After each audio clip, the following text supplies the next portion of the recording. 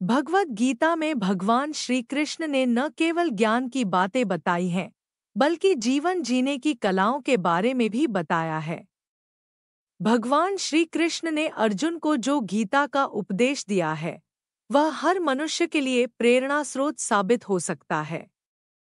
गीता में भगवान श्री कृष्ण अर्जुन को उपदेश देते हैं कि जो भी मनुष्य भगवद गीता को अपनाकर अपने जीवन में उतारता है, वह सभी दुखों से, वासनाओं से, क्रोध से, ईर्ष्या से, लोभ से, मोह से, लालच आदि के बंधनों से मुक्त हो जाता है। आज की वीडियो में हम गीता के 8वें श्लोक का वर्णन कर रहे हैं। भवान भीष्मश्च कर्णश्च कृपश्च समितिञ्जयः अश्वत्थामा विकर्णश्च सौमदत्तिस्तथैव च।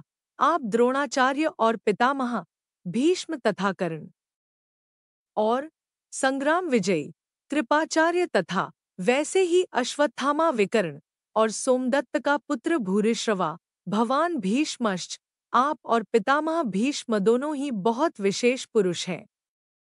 आप दोनों के समकक्ष संसार में तीसरा कोई भी नहीं है। अगर आप दोनों में से कोई एक भी अपनी पूरी शक्ति लगाकर युद्ध करे, तो देवता, यक्ष, राक्षस, मनुष्य आदि में ऐसा कोई भी नहीं है जो कि आपके सामने टिक सके। आप दोनों के पराक्रम की बात जगत में प्रसिद्ध ही है। पितामह भीष्म तो आबाल ब्रह्मचारी हैं और इच्छा मृत्यु हैं, अर्थात उनकी इच्छा के बिना उन्हें कोई मार ही नहीं सकता। महाभारत युद्ध में द्रोणाचार्य धृष्टद्युम्न के द्वारा मारे गए और पितामह भीष्म ने अपनी इच्छा से ही सूर्य के उत्तरायण होने पर अपने प्राणों का त्याग कर दिया। कर्णश्च, कर्ण तो बहुत ही शूरवीर है। मुझे तो ऐसा विश्वास है कि वह अकेला ही पांडव सेना पर विजय प्राप्त कर सकता है। उसके सामने अर्जुन भी कुछ नहीं कर सकता। ऐसा वह कर्ण भी हमारे पक्ष में है। कर्ण महाभारत युद्ध में अर्जुन के द्वारा मारे गए। कृपश्च समितिञ्जयः, कृपाचार्य की तो बात ही क्या है, वे तो चिरंजीवी हैं, हमारे परम हितैषी हैं और संपूर्ण पांडव सेना पर विजय प्राप्त कर सकते हैं। यद्यपि यहाँ द्रोणाचार्य और भीष्म के बाद ही दुर्योधन को कृपाचार्य का नाम लेना चाहिए था, परंतु दुर्योधन को कर्ण पर जितना विश्वास था उतना कृपाचार्य पर नहीं था, इसलिए कर्ण का नाम तो भीतर से बीच में ही निकल पड़ा। द्रोणाचार्य और भीष्म कहीं कृपाचार्य का अपमान न समझ लें, इसलिए दुर्योधन कृपाचार्य को संग्राम विजयी विशेषण देकर उनको प्रसन्न करना चाहता है। अश्वत्थामा, ये भी चिरंजीवी हैं और आपके ही पुत्र हैं।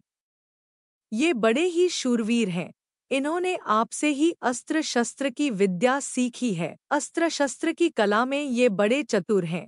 विकर्णश्च सौमदत्तिस्तथैव च। आप यह न समझें कि केवल पांडव ही धर्मात्मा हैं। हमारे पक्ष में भी मेरा भाई विकर्ण बड़ा धर्मात्मा और शूरवीर है। ऐसे ही हमारे प्रपितामह शांतनु के भाई बाहविक के पौत्र तथा सोमदत्त के पुत्र भूरिश्रवा भी बड़े धर्मात्मा हैं। इन्होंने बड़ी बड़ी दक्षिणा वाले अनेक यज्ञ किए हैं। ये बड़े शूरवीर और महारथी हैं। युद्ध में विकर्ण भीम के द्वारा और भूरिश्रवा सात्यकी के द्वारा मारे गए। यहाँ इन शूरवीरों के नाम लेने में दुर्योधन का यह भाव मालूम देता है कि हे आचार्य, हमारी सेना में आप, भीष्म, कर्ण, कृपाचार्य आदि जैसे महान पराक्रमी शूरवीर हैं। ऐसे पांडवों की सेना में देखने में नहीं आते। हमारी सेना में कृपाचार्य और अश्वत्थामा ये दो चिरंजीवी हैं, जबकि पांडवों की सेना में ऐसा एक भी नहीं है। हमारी सेना में धर्मात्माओं की भी कमी नहीं है, इसलिए हमारे लिए डरने की कोई बात नहीं है।